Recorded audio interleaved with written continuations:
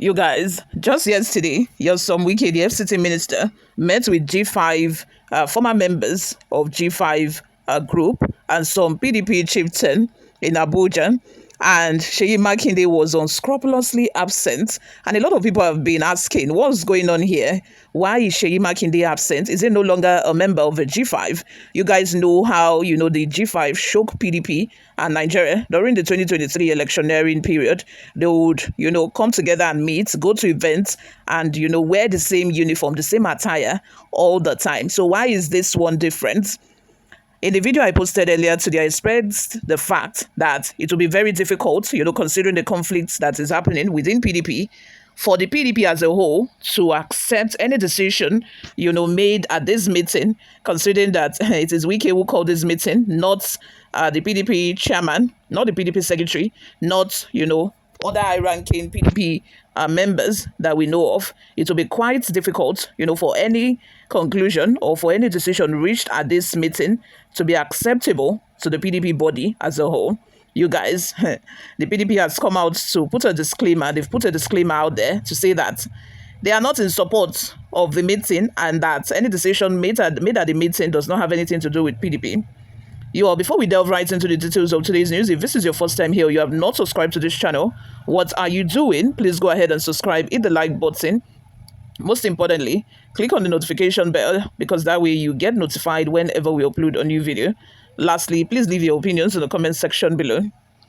As part of moves to address the crisis rocking the People's Democratic Party (PDP), the party's Special Reconciliation Committee, chaired by a former president of the Senate, Bukola Saraki, on Monday, met with the Oyo State Governor Sheyi Makinde in Ibadan. Saraki was in company of a former governor of Gombe State, Ibrahim Dankwambo. The former Kwara governor disclosed this in a post on his social media pages. He said the meeting was part of a committee's ongoing efforts on the party's crisis. Following the meeting, Saraki expressed hope that leaders will forge ahead to secure a common position on the challenge. Thank you, Your Excellency, Governor Sheyi Makinde, for making time to meet with us today, even though it coincided with your wife's birthday.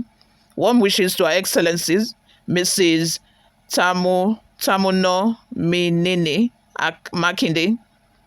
Following today's meeting, we remain cautiously optimistic as we forge ahead to secure a common position among the leadership of our great party, he posted on his X handle. Recently, the Minister of the Federal Capital Territory, Wike, pulled out of all reconciliation agreements previously reached within the PDP, accusing key party leaders of betrayal, dishonesty, and serial violations of mutual understandings. In a statement, Wike traced the roots of the PDP's internal turmoil to the aftermath of the 2023 general elections, lamenting what he described as a steady decline into dishonesty and lack of trust amongst its key stakeholders. Wike, a former governor of Rivers State and a key member of the influential G5 group, blamed Governor Sheyi Makinde of Oyo State for sabotaging reconciliation efforts, accusing him of being the architect of our problems. Meanwhile, the FCT minister, Wike, on Monday evening, hosted critical stakeholders of the PDP under the aegis of concerned stakeholders of the PDP, vowing not to allow the party to die. Those at the meeting include former governors Anyanwu Enugu, Samuel Otom Benue, Okezikpe Azu Abia.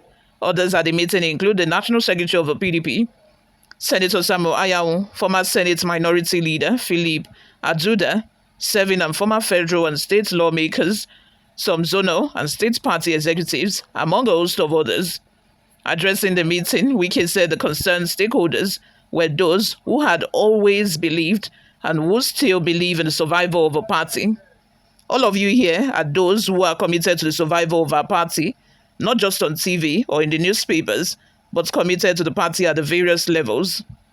Today, this country is stabilized because of the activities of the G5 governors. You may like us, you may hate us. The truth of the matter is, if G5 did not take the decision we took, this country would have been in crisis. It doesn't matter who the beneficiary was, but the right thing had to be done, and we still stand by that decision. If the party had listened to what we said, we wouldn't have been where we are today, and we have continued to sound it to the party. Let the constitution of a party and that of a country be respected. As an opposition party, we cannot continue to act with impunity. No opposition party acts with impunity.